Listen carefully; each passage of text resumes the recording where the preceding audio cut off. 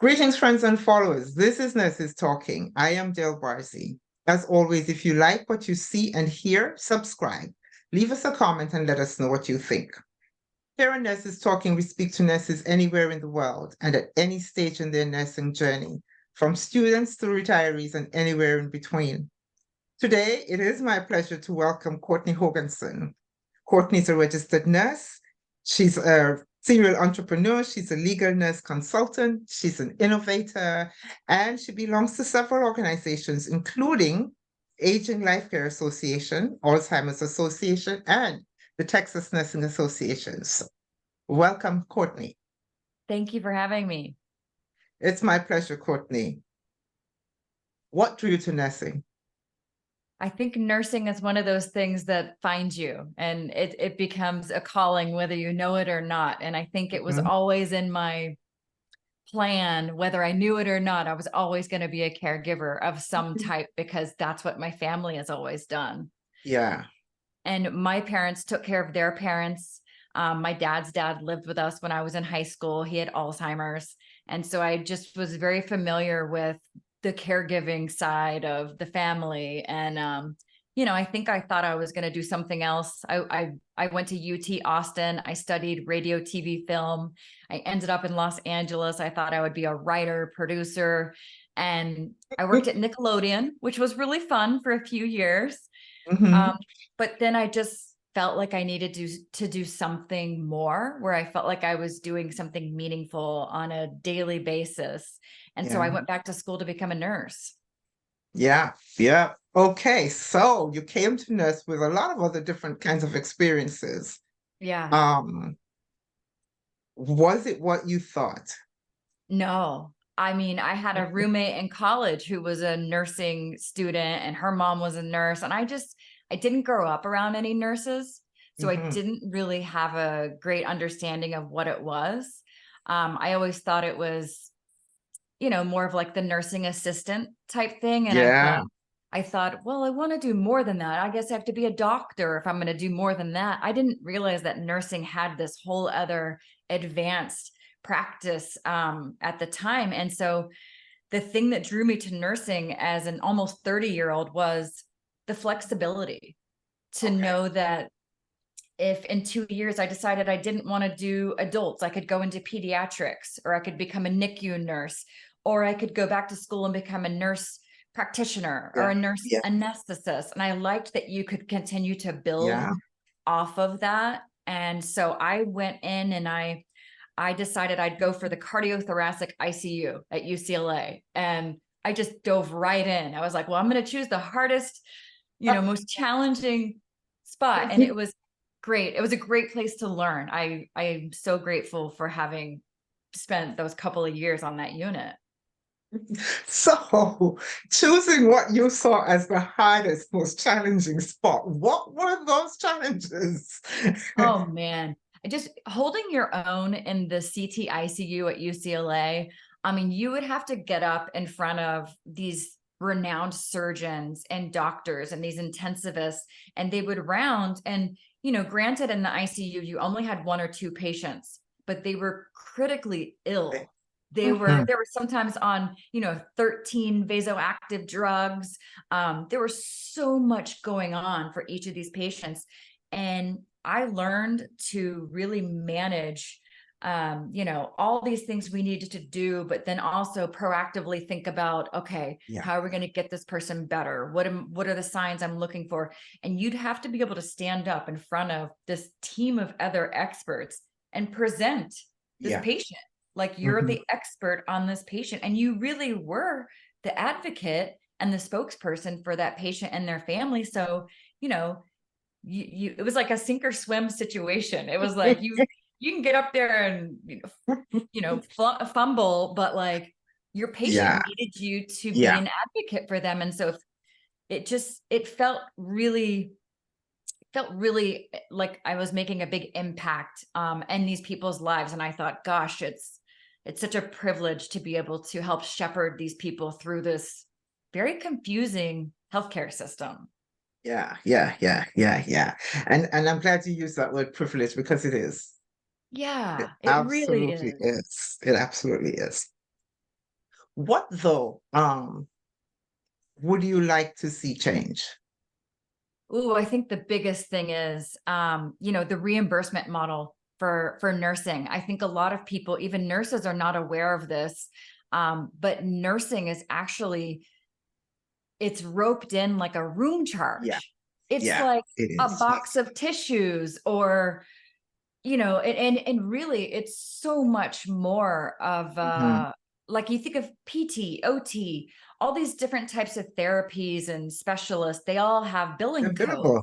Mm-hmm. And I just think, why do nurses not have that? Because the skill set that I had was completely different Yeah, from what a nurse in, NICU could yeah, do, or labor yeah. and delivery. And Mm-hmm. it made sense for me to keep, upping my practice. And I would be able to take care of these really, really complicated patients. And it's kind of like, why doesn't a nurse, Mm-hmm. why can't he or Exactly. she charge a higher, if you're giving a higher level of care? It's like, if you're a doctor versus a surgeon, you're taking a lot more risk Taken. and you've got a lot more specialty, and it's like apples and oranges.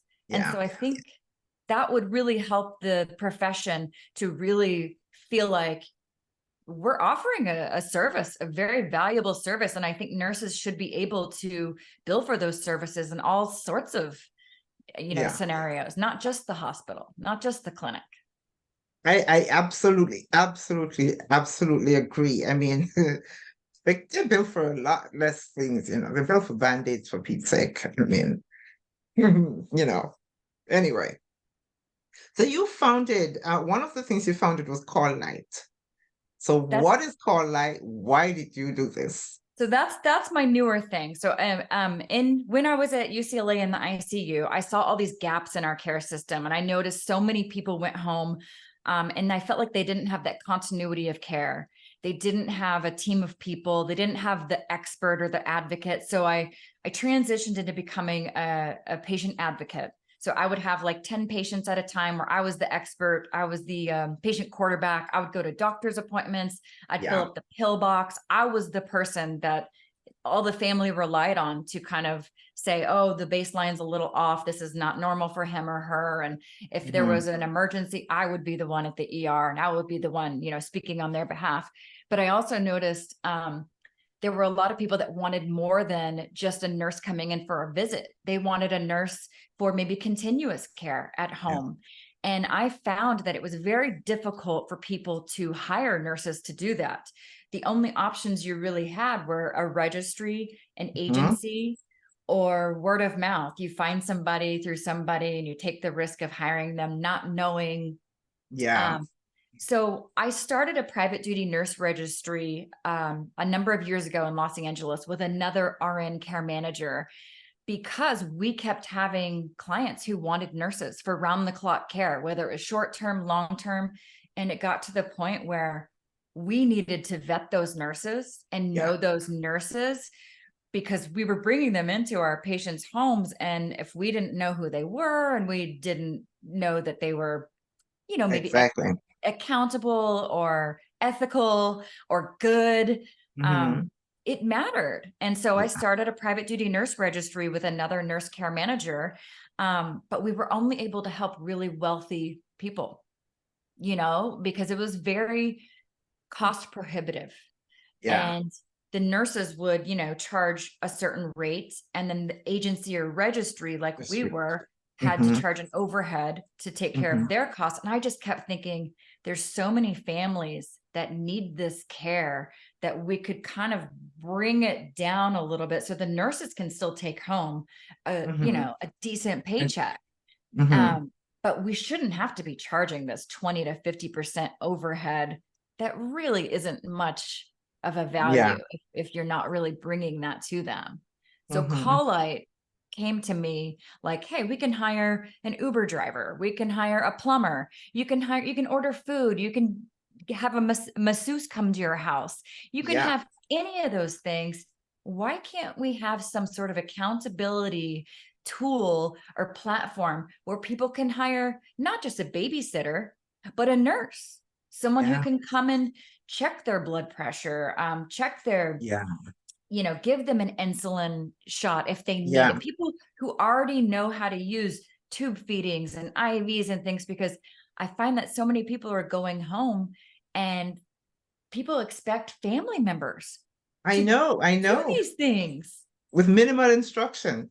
It's crazy. I can't even imagine going home with like an NG tube or something and not knowing, as a Yeah. nurse, you learn over many years, like you got to make sure you keep flushing that thing, and you Yes, got you to got keep to, it yeah. patent, and you've got to do that. I just can't imagine. And I think that's why so many people end up coming back into Yeah. the ER and Yeah. into the hospital, because they're not set up with, Yeah. sometimes they just need a nurse visit. And look, Yeah. home health and hospice, it's very limited in the Mm-hmm. scope and duration that is covered by That is, insurance. yeah. Mm-hmm. So, and I found that with families, they want this sort of service. I found a lot of them hiring nurses from the hospital that they met, you know, Yeah. Yeah. Yeah. Yeah. but that Yeah. can be really risky for nurses too, because how do nurses know they're going to get paid? How do they know they're going to get treated fairly? And so with Call Light, I created a platform where there's accountability, there's ratings, there's reviews, there's, these boundaries and these safety guards, for Mm-hmm. both the client and the And nurse. the provider, yeah. Yeah. Absolutely, absolutely. Because I'm glad you mentioned, things like NG tubes and stuff like that. Because you should, people get shown maybe once, and in the first place they go home and they don't really want to touch this thing. They don't really, and if they touch it only when they have to, Yeah. and that leaves out things like, as you said, flushing it appropriately and all of that kind of thing. Yeah, absolutely. They don't have enough time to get comfortable with it. No, and I just think, well, there's more than 4 million nurses in the United States, for example, more than Yeah. 4 million. And I Mm-hmm. think there's probably one close to almost anybody who needs To help. anybody. Yeah. And could we create a system where these nurses could even volunteer if they wanted? Because there are times if someone needed nursing help on the side of the road and there was no one else, of course I would help. You would be there. Of course. Yeah. Yeah. And, and I also Absolutely. think insurance companies are starting to finally recognize, like, oh, it is much more efficient, cost effective to treat people at home than it is to send them to the hospital. Absolutely. Absolutely. Absolutely. Hallelujah for that light bulb. Oops. Yeah. Well, and I kept thinking someone else would build it. I had a newborn when this thing came to my mind. I thought, oh, this could be done so much easier, more efficiently, Mhm. more affordably. But I have a newborn. Someone else will do that. And now That he's didn't 7. happen. He just turned 7 over the weekend. So I thought, oh man, I got to build this thing myself, don't I? Didn't happen. Yep. What do you see nursing looking like in the next decade or so? I see there've been a lot of changes in the last decade. What do you see it looking like? So I think nurses are finally starting to get their due. Like, people are starting to recognize the advanced practice that they can do. Mhm. There's so many different levels of nursing and specialties, and a nurse is not just a nurse. Mhm. I think people call many things nurses, and they're not nurses. It's like, no, no, no. Mhm. There's a very big, I heard someone say, oh, well, a regular nurse. And I said, well, it's actually a What? registered nurse, not a regular nurse. I feel really strongly that a lot of the nursing care and patient care is going to go back to the home. I really feel very strongly that's kind of where it started. And Mhm. I think we're slowly figuring out that that's where patients do the best. Yeah. That's where they're more comfortable. And I also think patients are going to be more compliant. No matter where home is, they usually want to be in their home with their own things and surrounded by. And the thing is, I find that if you can tell them, hey, we have to make some compromises. We're going to have a nurse come in once a day or something like that, a visit. In Mhm. order to keep you at home and keep you safe and where you want to be, we're going to have a couple of things that we're going to need to set in place, because maybe you don't need a nurse every day, but how good does your family feel knowing that there's a service if and when you do Yeah. need it, that Yeah. someone could come to you very quickly Yeah. and keep you out of the ER, keep you out Yeah. of, you know, Yeah. the things that you don't need. So Yeah. I think we're going forward, but we're really going back to the home. I think we're going to where patients need us. I think nurses are going to be having their nursing bags, and they're going to be going to where the patients are, Where the patients are. Where the wherever patients that are. is. Yeah. And that cannot be a bad thing. Mm-mm. That cannot be a bad thing. You take away so much of the anxiety of the institution. Um, that, you Well, know, think of how many patients don't need to be spending half of their lives going to doctor's appointments. really, Some people indeed. love it. For some of my older adults, they loved it. They looked forward to going to the doctor's appointments and doing their social hour. But for my patients that had mobility issues or Yeah. cognitive impairment, I Yeah. found it was more harmful Yeah. to put them Yeah. into this van with a wheelchair and bouncing around, and they don't know where they are, and it takes half an hour to get there if you're lucky, and then you spend how much time waiting, and then it just didn't make sense to me. I thought we were doing so much more harm by forcing these patients to go for a Yeah. routine appointment that could be done Appointment, at home. right. And the anxiety level is building for days prior to Yes. this. Yeah. Yes. Yeah. So what what what would you say to someone who wants to be a nurse today? I would say find a mentor, find a Mm, group, find someone who's a little bit further along than you are. Someone, and I think it could be any sort of type of nurse. It doesn't have to be the type of nurse that you want to be, but someone who has just been down that path a little bit more, because they already know the pitfalls over here, the mm-hmm. opportunities over here. They already have an idea, like the atlas. They Yeah. know the directions you could go.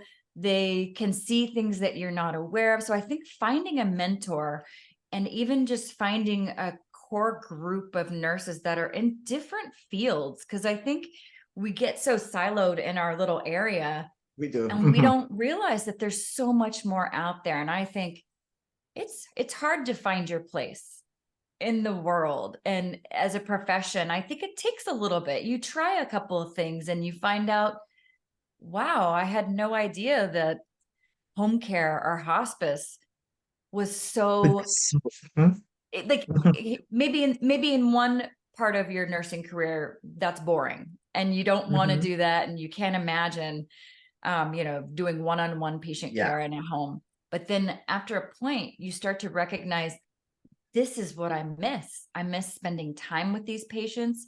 They need someone to talk to. They need someone to listen to them. They need someone who is a regular face, Yeah. who they know, who knows them, and who they learn Hmm. to trust. And it takes Hmm. it takes a long time for a patient to feel comfortable talking to anyone. To anybody. Hmm. And I think Yeah. nurses are really poised to be that Yeah. liaison. Think of how many things your patients have told you that they wouldn't tell their own families.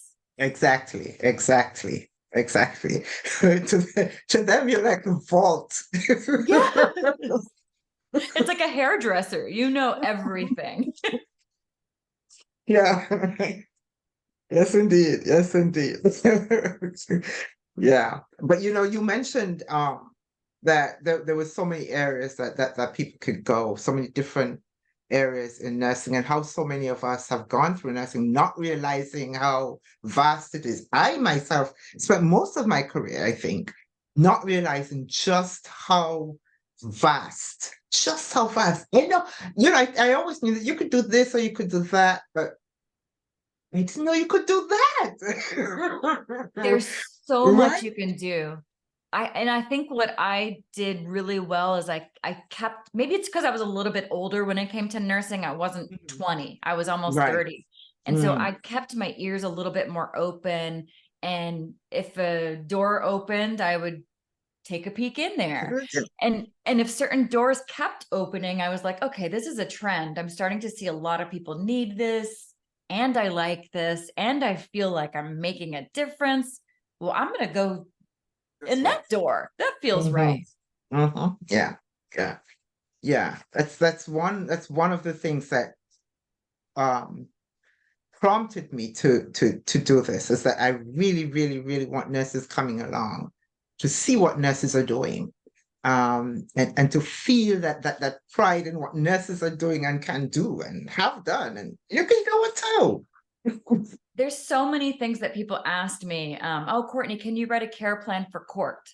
You speak a different language. We don't understand Yeah. it. You're Hmm. translating in a way. And it just felt so good. I would just say, I haven't done that before, but I think I could do it if you tell me what you need. Hmm. Yeah, indeed, indeed. So one thing that we're talking about a lot is self-care. What does it mean to you? Oh, self-care. It's so hard for caregivers, I think, like to practice what you preach Yeah, and to put your own oxygen mask on yeah. Hmm. before, I think nurses are starting to really recognize that we have to take care of Yeah. ourselves. And for me, it's I go for a walk by myself. I listen to something, like Eckhart Hmm. Tolle or Oprah or Hmm. something. I'll do yoga. I'll just really have to take some time to decompress and Yeah. because we carry so much when we're with patients. And in order to, not have that all the time, we lose people that we love, and there are things out of our control that are very heartbreaking to deal with. And in order to not burn ourselves out, we have to take care of ourselves, and we have Yeah. to I think we have to talk to someone. If you don't have someone, like, you need to Yeah. find someone who you Yeah. can talk to Yeah. openly, Yeah. because I always thought in the hospital, how great would it be if they had counseling on site? Hmm. Because as nurses and doctors and healthcare professionals, we see some of the most traumatic So much. things, and then we're expected to just, oh, your Move next on. patient's coming. Yep. Yep. Yep. Yep. There is little to no debriefing. And as you said, we carry so much. And we just accept that we're expected to carry that much. And so we just somehow pull it in and bury it and try to move on and just accept all of this load. When in fact we should be shedding it somewhere. Yeah, I think even if it's just like a peer group, or if they had someone on Something. call in these locations, even if it was just telehealth, just Yeah. so a hospice nurse or any type of nurse at the end of their shift or whenever could just call in and say, I just experienced, the hardest loss, or, this Yeah. happened. And just to be able Yeah. to Yeah. talk about Yeah. it with someone. Yeah. Yeah. Yeah. Or even if it's just to say today, I'm not really okay. Yeah. I'm not really okay. Yeah. You know, maybe we will get there. I think we're slowly getting there. I think with technology and telehealth, I think we're actually starting to see some breakthroughs where people will recognize that, hey, we got to take care of our Yeah. healthcare professionals, Yeah. because they can't take care of other people if we're not taking care of If we're not. them. Exactly. Exactly. No, exactly. Before we go, any gem you'd like to leave us with? I feel like we're on the verge of something really great for nursing. I really do. I know with the pandemic, it was really hard to see sort of what nurses went through and things like that. But I also feel like nurses are really in a position to take their power of advocacy, of, impact and Hmm. change. And I feel like the future of nursing is so much brighter, because together, when we all stand together and we speak up, there's nothing more powerful than a Exactly. group of nurses who care about their patients. And that's it's I just feel like the future of nursing is so much brighter because we're all starting to see each other and connect in a way that we hadn't before. So I Yes. just, I Yeah. feel optimistic about the future of nursing because I feel like it's up to us to really fix It this is up to us. It is broken up to system. us. Yes, it is up to us. And as you say, I think I think I agree with you. We're kind of like approaching critical mass, where it's going to Yeah. be like, Yeah. yeah. Thank you so, so much for this conversation, Courtney. I truly enjoyed it. Thank you. Thank you. Thank you so much, Dale. It was so nice speaking with you. And you. It's my pleasure.